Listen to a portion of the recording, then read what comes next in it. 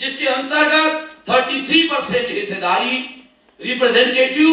Representation का अधिकार, तीरथ ने लखनऊ पैक्ट में मुसलमानों का ये अधिकार मांगा।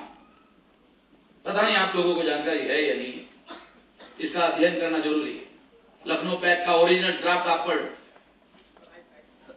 आप बुजुर्ग हैं, आप जरूर इसको जानते होंगे, इसको पढ़ा जाए, ओरिजिनली पढ़ा जाए, मुस्लिम लोग इस इतिहास को जाने। 1916 को जब साउथ अफ्रीका से गांधी जी आए और 1920 को जब तिलक का मृत्यु हुआ तो गांधी जी ने कांग्रेस पर कब्जा किया। कांग्रेस पर कब्जा करने के बाद से 1920 से, देखो बहुत इंपॉर्टेंट बात बता रहा हूं आप लोगों को, हैरानी हो जाएगी आप लोगों को सुनकर। 1920 से गांधी जी ने एक बार भी लखनऊ पैक्ट को कभी भी मान्यता नहीं दी, आखिरी तक विरोध करते रहे, जिसके बदौलत पाकिस्तान निर्माण हुआ। पाकिस्तान, मैं ये मानता हूं कि गांधी जी की राजनीति का नतीजा है। गांधी जी जब मुस्लिम लीग को लगातार विरोध करते रहे, विरोध करने का नतीजा ये हुआ कि कांग्रेस हिंदुओं की कांग्रेस में रूपांतरित हो गई। इसलिए बैरिस्टर जीना हमेशा ये कहते थे कि कांग्रेस हिंदू कांग्रेस। बाबा साहब अम्बेडकर कहते थे, देखो बाबा साहब अम्बेडकर का किताब है, बैरिस्टर जीना कहते थे ये हिंदू कांग्रेस है। बाबा साहब अम्बेडकर कहते थे what Gandhi and Congress have done to untouchable, कि कांग्रेस ब्राह्मण बनिया कांग्रेस। बाबा साहब अम्बेडकर ने नहीं कहा, तो जीना ने कहा। जीना कहते थे हिंदू कांग्रेस है। इसका मतलब है जो मुसलमान नहीं है वो सारे के सारे गांधी को नेता माने।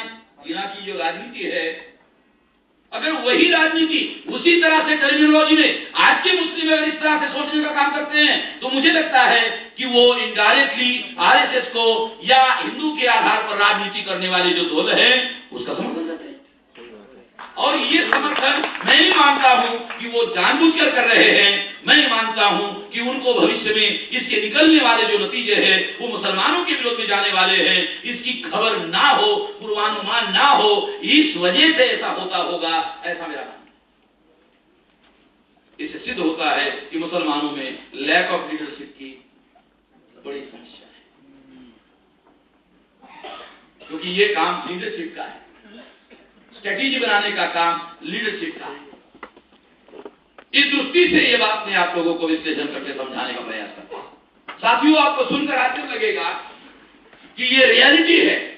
अगर मैं आपको फैक्ट बता दूं, देखो 13 दिसंबर 1946 को पंडित जवाहरलाल नेहरू ने गांधी जी के जीवित होते हुए, आप तारीख पर गौर करो, 13 दिसंबर 1946 संविधान सभा की पहली मीटिंग, गांधी जी जीवित है और प्रधानमंत्री नेहरू ने संविधान सभा में ऑब्जेक्टिव रेजोल्यूशन का प्रस्ताव रखा जिसमें एससी एसटी ओबीसी के लोगों को संवैधानिक अधिकार देने का आश्वासन दिया।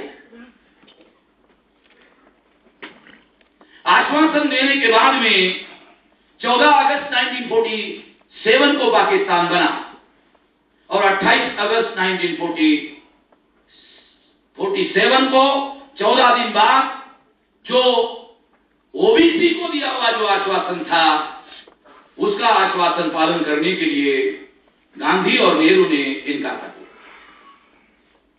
डॉक्यूमेंट्री एविडेंस के आधार पर बोल रहा हूं, मुसलमानों को जानना बहुत जरूरी है, बहुत अहम बात मैं आप लोगों को बताना चाहता हूं।